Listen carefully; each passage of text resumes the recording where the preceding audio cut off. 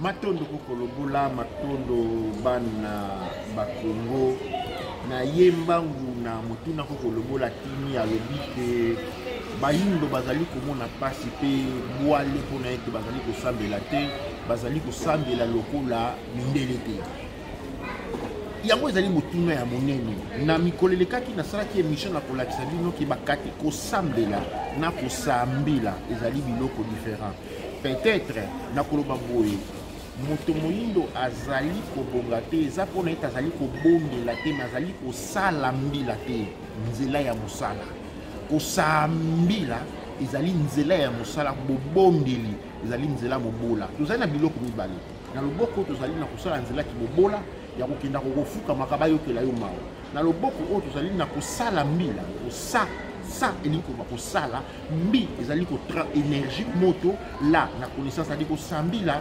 kobongola mai koti na kata mokili na bwani na tata mokili mama mokili apesi yo yango na soki tokende esika wana tokoloba wi mondele azali kosala mbila kosambila moto moyindo azali na kobondela ezali na suka te soki bolobi ke ndenge bolobi ke moshini aza kosambela te oyebaka Europe azali na kata déclin kala mingi te awa Europe bapays européen eza na crise économique eza kosakana nango te eza kotambola bagasi eza kokanga mikolo nyonso Chine oyo balindimi christianisme te Chine oyo Inde Pakistan oyo bazali na religion chrétienne te bazali kokola mpona nini eske bapakistanais na baindien bamatisi dose ya kosambela eske église bango baza bahindouiste mpe bamusulman bango mpe bafongoli bagroupe de prière musulmane te ezali ke bakoti na ntango ya misala kosambila ezali nzela misala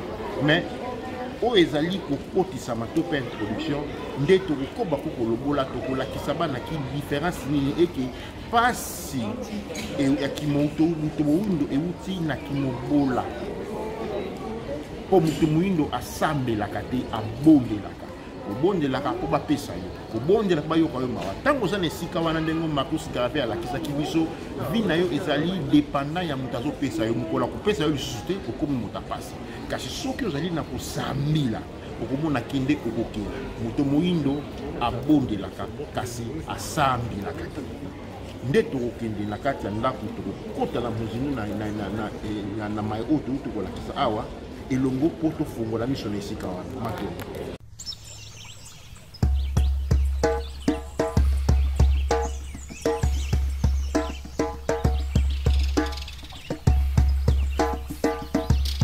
matondo kokolobola motuna otuni ezali ya motuya yango na kobanda na bangunza ya biso na bandi na tata ebeli ngunza kimbondo ngunza toli ngunza kimbangu ngunza nkosi ngunza nzuzi nkoya ngunza masambukidi ngunza wasambulwa ngunza lulendo na koko ntoma lobola elongo moteti ndika mobeti lokole bayindo bazali na pasi mpona ete tosambelaka lokola bamindele te mindele nde basambelaka mingi tokanisaka mwa moke ava te tobandaka koloba makambo mingi kibo Yesu to Yawe azalaki chef de guerre soki totangi na makoma oyo bango moko bakomi Yesu babengaki ye Ish Milshama elingi koloba homme de guerre.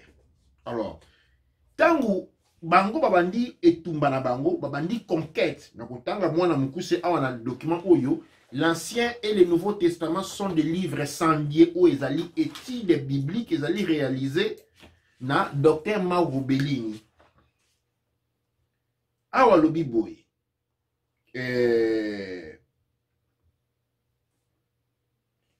pour être plus exact tozotanga na mukanda ya Josué tozosala lecture ya Josué 24 2 et puis na Juge 11. Pour être plus exact, nombre de familles Moabites, Édomites, Amalécites, Madianites, tous descendants de Ber ou même descendants d'Abraham lui-même, entendirent par la suite dramatiquement parler de Yahweh, car ils firent les victimes des massacres ordonnés par lui pour libérer de leur présence les territoires que lui prétendu Dieu ne s'était pas attribués à l'origine, mais sur lesquels il a voulu mettre les Israélites. C'est-à-dire, les dieux Yahweh avaient demandé d'ordonner des massacres de qui? Les Moabites, les descendants de Lot, neveu d'Abraham. Les massacres des Ammonites, descendants de Lot, neveu d'Abraham. Les massacres des Amélécites, descendants d'Ésaü, frères jumeaux de Jacob. Les massacres des Édomites, descendants directs d'Ésaü, frères jumeaux de Jacob. Les massacres des Madianites, descendants directs d'Abraham. Les Madianites étaient également ici de la famille de la femme de Moïse. Ce sont les personnes où Yahweh avait demandé extermination. Alors, le christianisme a évolué, ou l'Europe chrétienne a évolué pour le christianisme, pour le sambelaka. Tout ça qui exemple, qui sa différence entre ko sambela et ko sambila. Ezali likambo matali misala, tolobela ki yango ko sambila. Peut-être ba zubo zupo ba yeko tanga en Égypte antique ba yeko nzela ya misala. Tango ba yeko nzela ya misala ba nini ba temple ezala ki esika ya kusala misala. Ndelo ba temple comme ba librairie, ba centre de recherche, ba université, nde ba to ba kendaka susu na ba temple te à part ba temple l'étika na seule fonction ezali fonction touristique. Pour nani na kokoti sa misolo na niveau touristique. Na kopesa mbena tozwa maman na tozwa maman moko a Chine azolobela relation entre christianisme na Chine. Total. Ba bengi yango ba chrétien déri. Et le sentiment religieux en Chine? Ben, il n'y en a pas. J'explique toujours aux gens qui parlent avec beaucoup d'émotion, indignés d'ailleurs, que la religion en Chine est pourchassée, persécutée. Je leur dis laquelle? Alors ils me disent le christianisme. Je dis mais le christianisme, c'est pas une religion chinoise. Le christianisme, le Christ, Jésus-Christ, cet homme si magnifique, si doux, si bon, a été envoyé en Chine dans une caisse d'opium. C'est comme ça qu'il nous est arrivé, avec le fusil d'un côté et l'opium de l'autre. Comment voulez-vous qu'on l'aime? Comment voulez-vous qu'on comprenne le christianisme? La première chose que les missionnaires faisaient quand ils étaient un peu casés, c'était durant les temps de famine et d'inondation, quand les pauvres paysans n'en pouvaient plus, de les convertir en leur donnant un bol de riz. Vous mangez, on vous baptise. Si vous ne voulez pas être baptisé, vous ne mangez pas. C'est ce qu'on appelait les chrétiens du riz. Comment voulez-vous qu'on aime ça? Et puis alors, ils achetaient à tour de bras des villages. L'Église catholique est devenue grand propriétaire terrien. C'est à elle qu'appartenaient à Shanghai tous les districts de prostituées. Comment voulez-vous qu'on respecte une église comme ça? Ça, c'est le christianisme. Et je ne parle pas du protestantisme, qui était tout aussi mauvais. Le bouddhisme aussi a été importé. La Chine elle-même n'a jamais pu évoquer, n'a jamais vraiment créé une religion. C'est vraiment extraordinaire. Elle a eu le moralisme avec Confucius. Elle a eu le taoïsme, qui est une chose très vague. Mais ce sont deux philosophies qui font du comportement moral humain la fin en elle-même.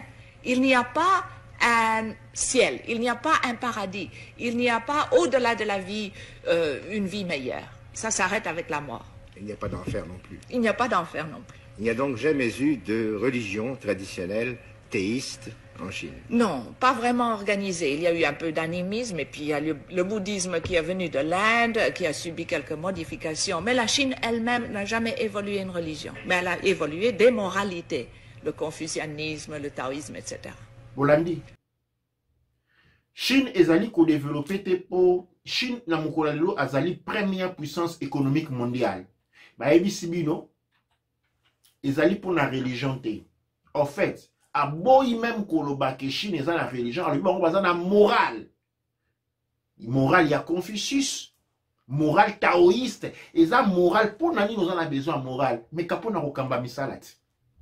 Na morale ozana ba règle. Ozali na mibeko ya boyokani, ya kibosembo, ya bolingo, pona nini pona mboka ekola pona misala. Ba la kisibino tangu christianisme ekotaki emaki bango na nzela ya pauvreté, ba bien nyonso ekomaki ba bien chrétien. Ba reconnaître culture na bango ba benyango moral, tant lui moral, moral eza culture. Pour taoïsme, topé confucianisme ezali culture na bango mais baboyi religion na modèle ndenge ebimela ndenge moko pe biso tokoloba problème na biso ezali ke tozolanda religion tolanda morale na biso morale ezali culture pour culture ezana besoin ya développement religion ezana besoin ya esclavagiste ezana besoin d'esclave yango wana eloko makasi sengeli totala lelo mpona ete bolobi kosambela soki boke na Israël bokomona ba groupe de prière te groupe de prière etonda bato basambelaka plus na mboka bato basambelaka place oyo mboka pasi ezalaka makasi ba communauté noire ya États-Unis eza ba communauté oyo basambelaka koleka ba communauté nyonso ya États-Unis ba communauté noire na États-Unis baleki ba hébreu na kosambela baleki ba italien na kosambela nde bango pauvreté pe leki makasi esika nyonso bato basambelaka makasi esika wana nzala ezaka parce que bokoti na oyo babengaka kobondela boza babokomi babola etango bokomi babola vie na bino kozala difficile parce que boza na pouvoir économique te ezali na mboka moko te oyo basala quelque chose pour bazali kosambela pona bazalaki kobondela po toyeba kosala différence entre kosambela na kobondela lobaki kosambila sa euti na verbe kosala mbi ezali euti mba ezali moto mbi ezali moto divin moto bakoko yango wana mbi obenga énergie quantique ntango oyi na lopoto na bi énergie quantique bosepeli mais yango wana mbi énergie quantique moto bakoko la elingi euti na connaissance na kikombo babilanga sambila sala modifier utiliser pouvoir au bankoko bapesi yo moto bako bapesi yo mais pour na ko utiliser on a besoin ya langue eza connaissance on est outil na culture na yo asiatique asali sambila occidentaux asali sambila ba yekola ki en Égypte antique bazui bozui yo batio na kati eleko ya kobondela ezali admission ke ozali moto a pasi yango wana bozo kende l'église bondela polo bio kozwa mais soki misala ezali te ezali na mboka moko te na mokili oyo bakenda quelque part bazali kosambola mingi ezali na mboka ata moko te les pays oyo bato basambelaka mingi ezali les pays les plus pauvres ba communauté oyo bato basambelaka tous les temps ezali ba communauté les plus pauvres à l'exposer ezali donc na étoile aux arabes noirs parce que partout aux arabes communauté noire ba tosala kanini ba kota de esclavagisme ya kobondala pour la kobondala pour ezali nature esclavage kobonda ezali nature esclavage yango pour na nini tozana na pasi makasi pour na toza ba fainéant tolingi commodité esclave asepe na communauté ezali lokola nyama o azali na kata ferme nyama o azali na kata ferme soso ya kata ferme ntaba ya kata ferme aluka soso biloko kolia te asala ka sambila te asala ko bondela ntaba banda kola be ba yoka kaya kumi na nzala ba yele biloko kolia mais ntaba oyo azana kata nature alila ka be pona biloko kolia te atelemaka akeko luka sika biloko kolia soso azana kata kiboumbu soki nzalege aboko makele cho po ba yoka yeke voilà ba soso ba komi na nzala ba yele bango biloko ba yele biloko kolia soso oyo azali na kati ya na nature tana na to nyama azana kibunzambe na ye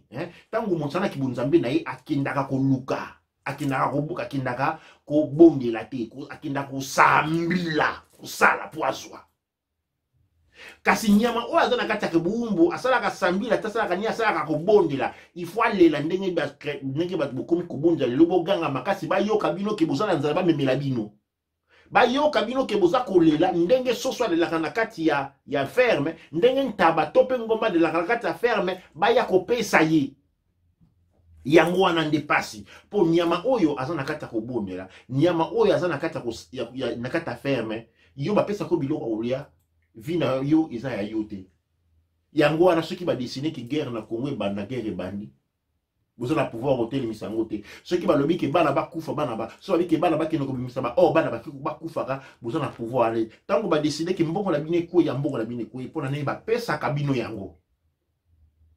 Pona bolimbi si pona nini pona bokoto koti na kobondela. Pasi na biso ezali pasi ya manque ya culture. Ntaba tambula ka kibuntaba ntaba tambola kanzila kintaba Pour ete soki ntaba na mutu na ye atie na mutu azali libata akopumbwa koti na kata mai taba ye pe anazaka te liwa nkombo na ye kokufa. Yango mama na likambo ya pasi tozali nango ezali kobonjela te, ezali kosambila nzela ya misala, mayela misala, bokasi ya misala nde ekufa. Ekomi kaka kimoyibi bandamba bazali kokamba mboka obwe kimoyibi tina o bazali na se obe kimoyibi. Nzela kimoyibi ezali nzela ya pasi matondo maloba mboka bino.